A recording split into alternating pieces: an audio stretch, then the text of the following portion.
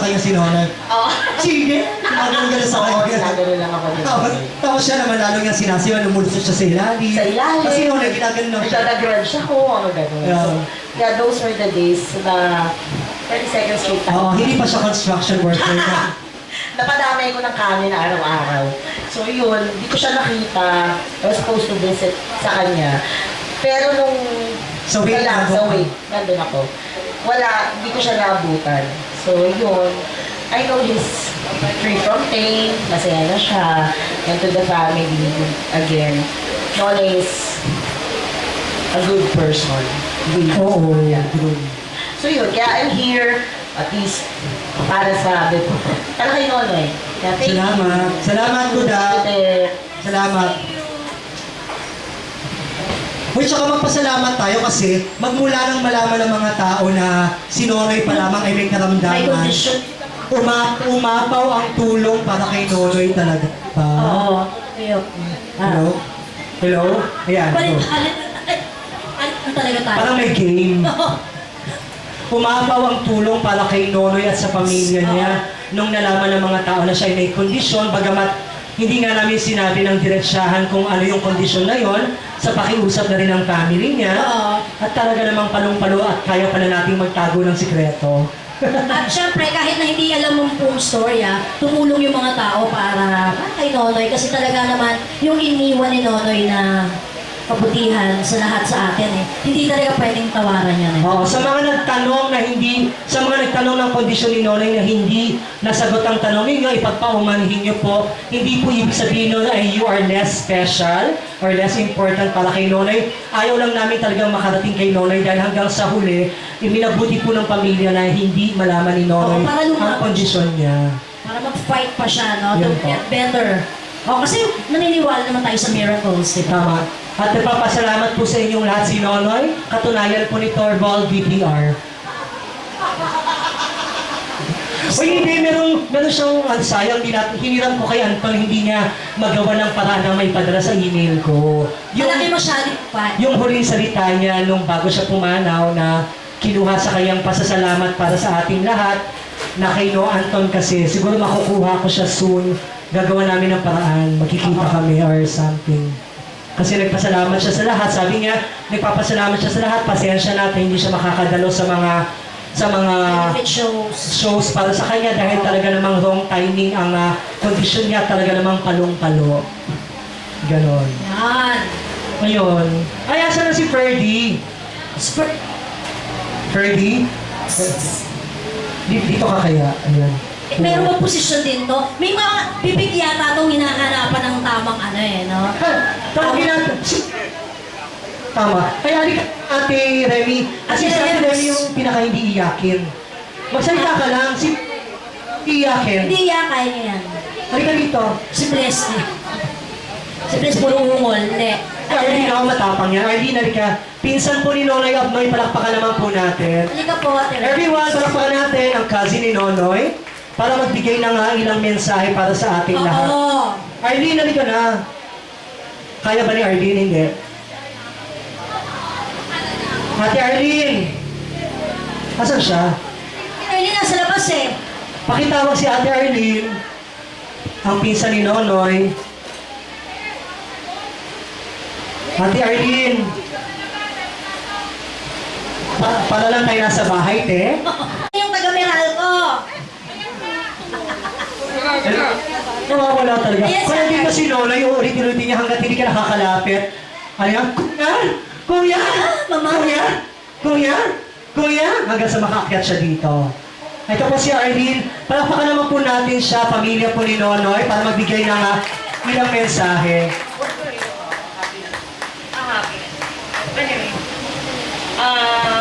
In behalf po sa pamilya Nonoy, nagpapasalamat po kami sa lahat ng nandito ngayon. Yung sa simula pa lang, sumuporta na po sa amin, sa kondisyon ni Nonoy, kay Trisha, kay Clico, Naka-jacket lang ako, madam. kay Barrett, sino pa ba? Lahat Jewel. yung si Ferdy. Si Ferdy. Ayan, si Ferdy. Sila po yung, sila yung simula simula nung magkasakit si Nonoy, andyan na sila. Hindi talaga nila iniwan si Nonoy. Kaya, maapaw po yung puso namin sa pasasalamat sa inyong lahat, lalo na sa kanila.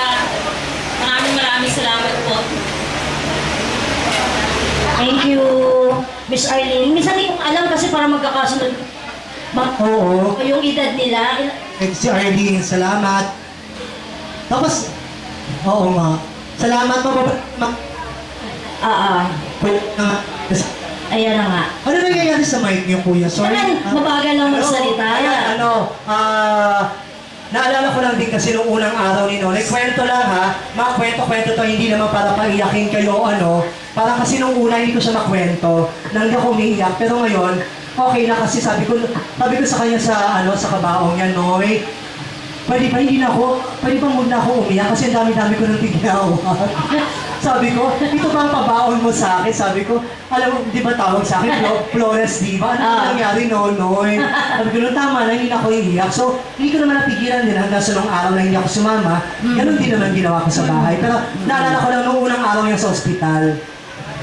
Naligaw kami kasi napunta kami doon sa building ng OB, sa mga buntis.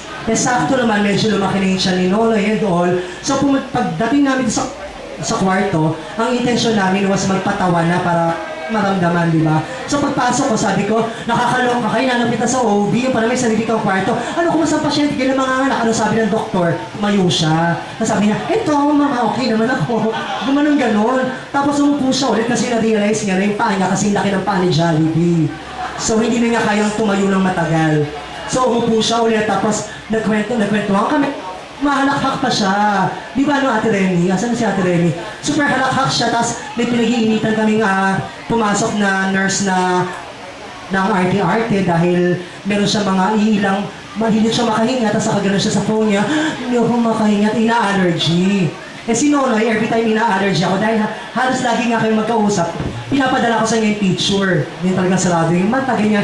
So, hindi ko napigilan. Sabi ko, pinaparinig ko, nakakaloka naman yung mga terminally ill, hindi magkaroon ng higaan sa loob dahil sa mga nurse na ang meron lang naman allergies, na wala naman yung isang tuldok. Sabi sa akin ni Nonoy, wag mo nang anuhin. Tuloy-tuloy pa rin ako. Alam niya kasi hindi ko mapigilan yung bibig ko. Tuloy-tuloy ako. And then, nung tumigil na ako, gano'n, tapos bumubulong sa akin, punyetang babae. Yan ang Siya na yung nainis talaga. Oo, tapos sabi sa akin, ipakita mo nga sa kanya yung larawan mo. Yung larawan ko daw na marami akong kati-kati. Yun, isa yun. Tapos yung, kwento ko ba yung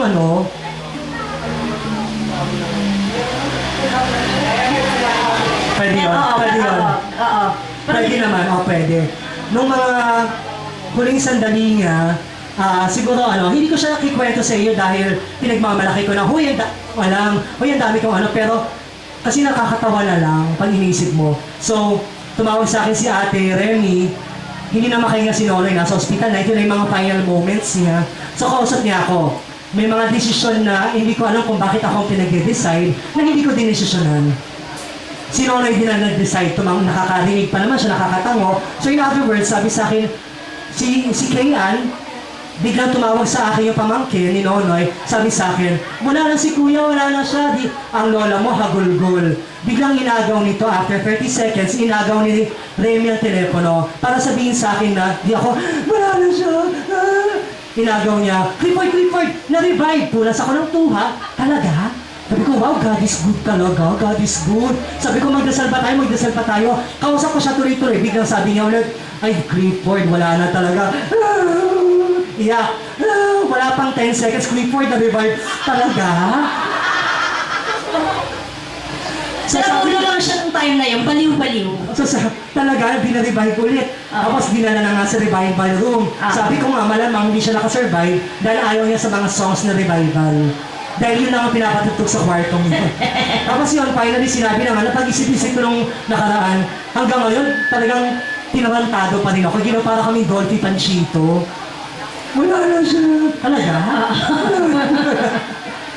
Yun, nakakatawa na lang ngayon, pero that's life. At ito yung... Nakakatawa ka naman. Alam mo, pag ganyan-ganyan ka lang ng mikropono, Lani na copy ng kanta. Dito yata tayo dapat. Here? Saan ba? Dito ba? Saan yung ano Yan. nyo? Ito may copy si Lani nung kinakanta natin. Na Minsan lang minahali ako. Paborito ni Nonoy yan. Lalo na pag Friday noon. Sa set din nila, sa Basilica kasi Fridays kami. Every set yung kinakanta yan. Yes. Every set din nila. Saturday naman Saturdays ni Lani. kayo, kinakanta nyo rin lagi. Oo. So, ito po, bilang tribute. Pag may mga mawala pong letra, bahala na po kayo magpuno. Kasi nga, fill in the blanks ito. Ate, lagi Mari, namiss kita. Sasayaw pala tayo. Di ba na? After nito, ibibigay namin ng kaligayahan ng isang ang departure ng kasi di ba sa paligid lang daw siya. Oo. Bigay daw siya alis, sabi nila. And the 40th, Sige, hello. Ayan. Ay, tumutunog siya. Yan. Kasi Wala. bago dyan ka na. okay na yan, sige. Yan na yung microphone na may-ari yan. Maraming salamat po sa inyong lahat. It's not yet. Yes, kasi si Jerome kakanta pa, no? Yes, Kasi Jerome happy is family here. pa. What else after this? Si Ako. See? Aw. Ow. Nakata si Ao ng superstar. Tama ba? Get out? O yung Tagalog ni Kula Desma, ang yakap mo. Sang na. Wow. Singing that, yung Ito kaya ibigay ako. na ikaw. Kaya ako. Hello. Mamaya, wala na yan. Nga na. Ayaw niya mag-play. Yun din ang title nun. Doon lang talaga ayaw. Basta Samantalang talaga. isa nun yun, di ba? Okay. We are so glad na dito ka, Lani, Em. Ay. Ano po? Bumakas-lakas yung loob namin. Alam, mahirap. Ay. Yan.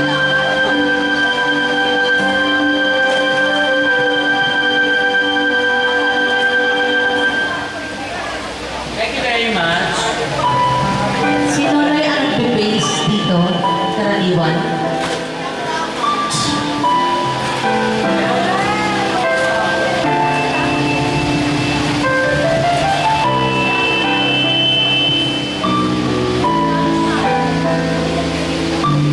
Attorney. Salamat sa iyo, Ma'am.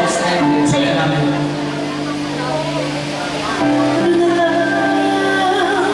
Yung konting sandali na makatingin na pamamahal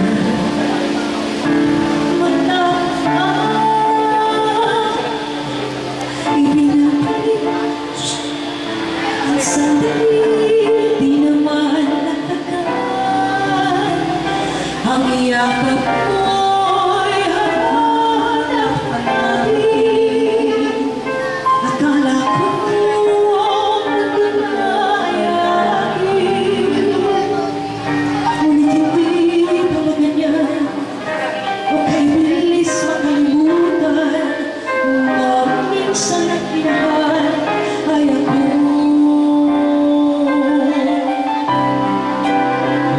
Ang konting pasakit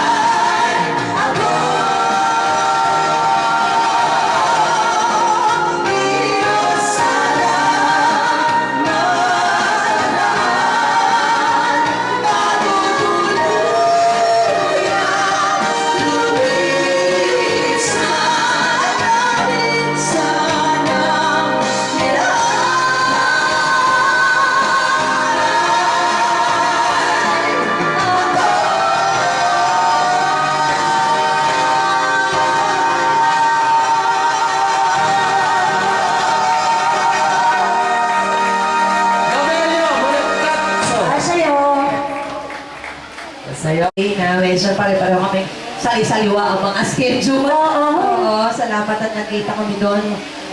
Member na? Mabilis pa rin. Na nakaset ko din ng minsan sa 22nd Street. Yeah. Oo.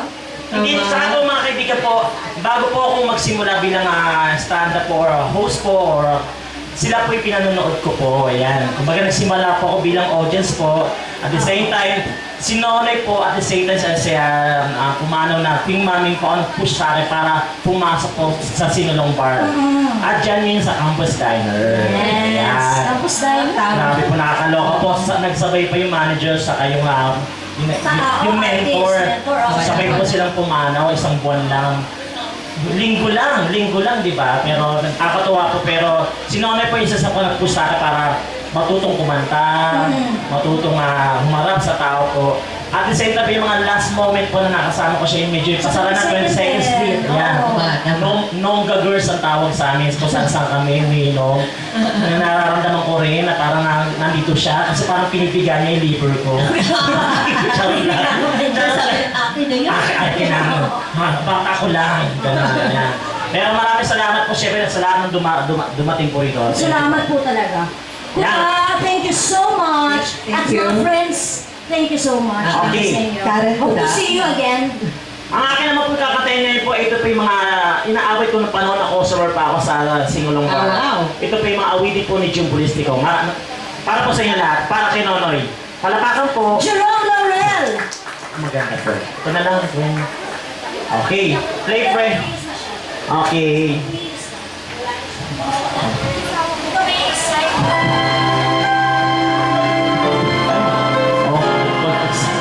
Huwag gagalaw.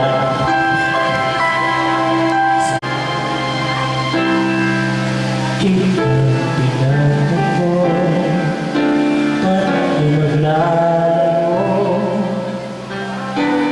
sa aking buhay ang umaganda.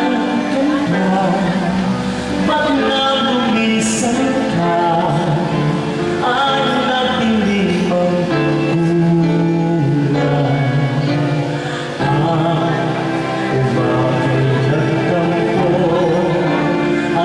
Kasama mo, luha ang tanging iwan. Kung siya may magpapagaling, ako'y mananabing kung kailan at saan.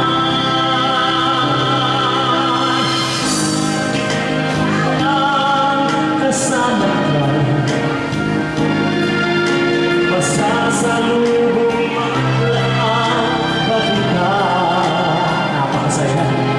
Subalit ako'y nag-alala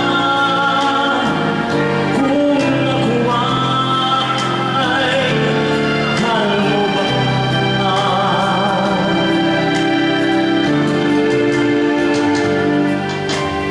Kahit pa kung hadlang mananalig ka, mahal sa aking tunay.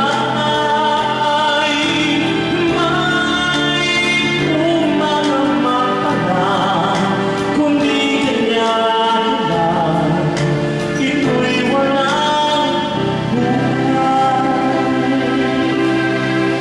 Doon ka, dito ako, hindi magkatapon ka, ako'y di marinig. Baka'y mahulog, naghihintay